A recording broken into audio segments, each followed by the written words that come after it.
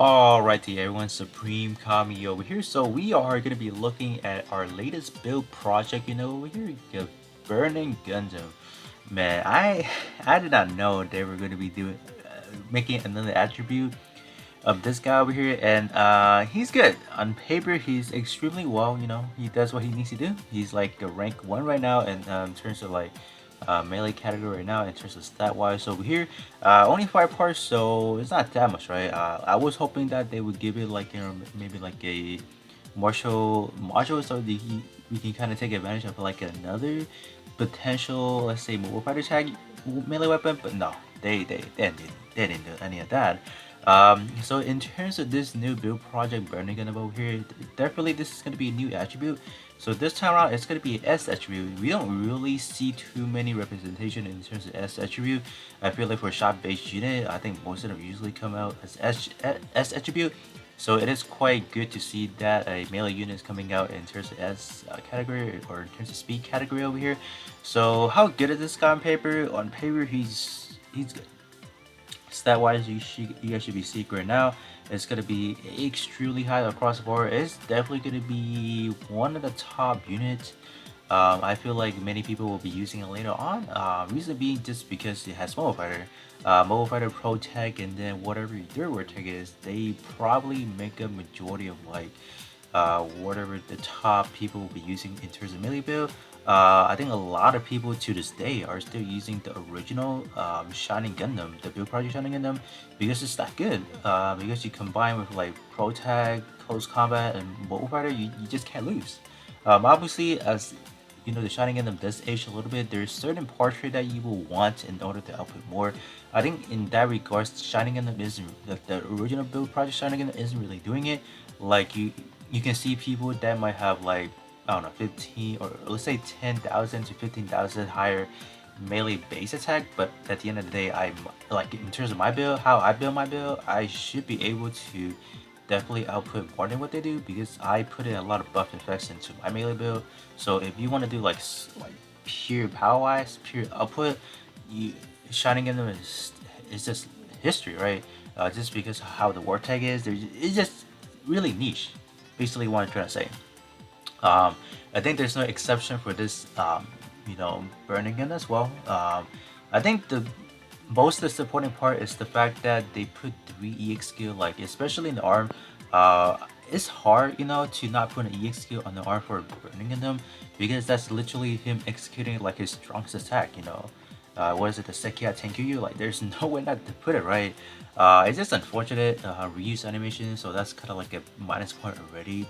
If they are gonna continue to like pump these kind of like different type attribute, they should at least try to give us like different types of animation instead of like reusing it. Like, just as a skill, like at least they try to give us like a different animation wise, but they know it for into this one over here. So in terms of stat wise, is this thing's a beast. Word tech wise, mobile fighter and then high mobility. So definitely they're not going the route of how they did it in terms of the original one. I'm going to show you guys the original one in a bit. I feel like they really intended both of them to run together. If you sub-slot this one to, or if you sub-slot the P-type, the original Burning Gundam into this one, you would definitely be able to cover yourself with Pro Tag because that one actually does have Pro Tag. But the main problem with the Burning Gundam head over here across the board from this type to the other side, there's a head EX skill. Like, why? So that's gonna be some problem you run across into. Although you have extremely high stat, but you would never want to sub slot, double EX skill wise. So when you use this part as the main part, you better find another head part that has some good part trait. I think high mobility I have been seeing that quite often lately. So that is definitely gonna be, some other different part definitely will have that, and you can either, I would say at least keep. You have to keep mobile fighter for sure if you want to make like a mobile fighter build, obviously. And then in terms of high mobility, you can definitely switch it out to Pro Tag if you. And then in terms of like, is it worth getting the part? If you ask me, I would say no, right? I don't think the Burning Gundam head is a must-have by all means because this is the EX skill base. So I would rather have a head part that has a portrait, so I can potentially subslot itself, so I can get a better stat, Although this unit currently, I'm not gonna give it like a ranking across the board of like what are the different types, because I will do that 4 weeks later, because that is when we'll actually get everything. So I think at that point I can make a better judgment on like, all right, is this burning enough good right now? But initially right now I would say no, it's not. Just by based on the assessment right now, stat is good. You know, stat are temporary. Keep that in mind. They will get power crap. But you can make the argument that Mobile Fighter is the best, like one of the best melee war tech you want to be using. So not getting it is kind of like, oh, not good. But you can definitely go with like easier option, just a little bit lower stat. You can definitely go with like Master Gundam. I don't think Master Gundam is not shabby at all. Like it's good, you know, Mobile Fighter and that high firepower. I think it does the job for what it's trying to be doing. I think this one is gonna be expensive, right? You're looking at a price tag of what, 15,000 hard chips per every one of these parts. So you are like looking at what, 75,000 just to get a part alone, and then you're gonna need five additional. You need to summon five additional times. So you're looking at another price tag of 75,000, 7,500, right? So at the end of the day, you're racking up at what, like around 82,000. So I would say skip on ahead. Like, is this, I would say no. Yeah, just me. Maybe you guys do like EX, but in terms of the EX skill, this is going to be it's gonna be basically the same as what we have in terms of the old Burning Gundam. But what they really did in terms of all the EX skill, they just raised the power wise. So originally I think it was doing 8. We can do a quick check in my box real quick. Like I just want to know what we're looking at. I'll check what we have in terms of the original one right here. So in terms of the original one, right, we are looking at B plus A minus. So this is already good for what it's trying to do. This one is looking at 49%, I believe, after alteration. In terms of the S type, you look at 54. So you're not that far off. But this one, the Sekia 10QU, that one went up by a landslide like SS minus. So you wanna whoosh. And that one I believe up to a 54 as well. So yeah. So it's not like a drastic increase, but I feel like the army skill, the Tenkia, Tenkyu, that's gonna hit like a truck. You know, like an S power, but you know, let's kind of go over this one as well. Chest wise, it's gonna be rank 1 so far, and the defensive, like the armor, and then the defensive stat, man, the melee, that's insane. Like almost at 7,000. That's, oh my gosh, it's good. It's definitely good what it's trying to do, but like I said again, this one's gonna be an ESQ base, so your best bet is trying to find you know, a chest part that has the portrait. You don't, like, you would never, like, if you just purely look at the stat, oh, this guy is good, and then your sub slide is like another EX skill, like, you're not building your build right. You need portrait, right? Stat alone is not gonna make up the majority of your story, your units. You know, you gotta slap on some portrait, right? The overall, you know, the overall behind of a build, you need portrait. Obviously, you need stat, right? But most importantly, you need some traits, some power boosting trait, whatever trait you need to make your overall build extremely, you know, good, depending how it is. But I would say the chest is definitely gonna be a part you can kind of skip out. I believe the chest does have the highest, you know, gap right now compared to, I don't know, compared to, let's say, some other. Let me give a quick check right now. I do have the Excel sheet pull up, so I can just kind of quickly, like, currently kind of see what we're looking at. So in terms of the chest, I think we're roughly about 400 points behind. I think second place right now, you're looking at Blazing. Blazing was sad. Blazing not having enough mobile fighter tag was extremely sad. And then up next you have G and Ultron, which is going to be coming in third. Like 7,348 is the highest right now, and then after that is 6,921. So you do see a little bit of a outlier already, but no fear, right? We are gonna definitely get some later on. We'll definitely get some melee part that is gonna do its job. That is gonna come up to at least like a 7,000 at least. So it's nothing to be worried about, I want to say right now. So me personally, I would definitely kind of skip out on the chest as well, just because I feel like going. If you guys don't really care, if you guys are not like this stat chaser, for example, I think definitely go with Master Gundam, or even like if you guys are lucky enough to pull the original Burning Gundam, I feel like they serve definitely they serve what they need to be doing in terms of the mobile fighter attacks. So I think those are definitely gonna be as good. So I would say skip out on the, you know, on the chest as well. In terms of the arm, man, the armor wise is 6,000, which is insanely high. Look at that defense. Does that say 7,558? Gosh, that's insane. I don't know. This R right now is gonna be the highest again. This one in terms of second place, I already did check it out already. So the second in place is gonna be, I think, like maxing out at what, 12,600 if I recall. So so you see another outlier again, right? So but like I said again, arm plus the E skill is definitely a no go for melee. Because if you do want to do a sub slot for this guy over here, I don't think there's that much good option, right? If you're going for like the best optimal build, I don't think you have. Let me filter by big scale and then filter by arm. Let me see. I would say maybe this one. No, this one does not. I gotta say Ixia then. Yeah, Ixia, right? You're gonna have the subslot Ixia, which is not the best case. It's not the best because look at the stat. If anyone is like trying to go for the extremely optimal build, this is not it because like look at that. This one is tied to P attribute, so you can't really like put it on like your P type or your S type. So this one's gonna be bad. Even L Strike, L Strike is definitely better. Where tag wise over here, you gotta run close combat though. So that's gonna be your another, I would say, hindrance, I guess. If you gotta like think about, alright, do I want to run close combat or high mobility, right? So that's gonna be a decision that you have to make if you don't have, for example. That's why I don't like it when they put arm plus the EX like a melee arm that has an EX skill, because like that definitely invalidate how strong they already are.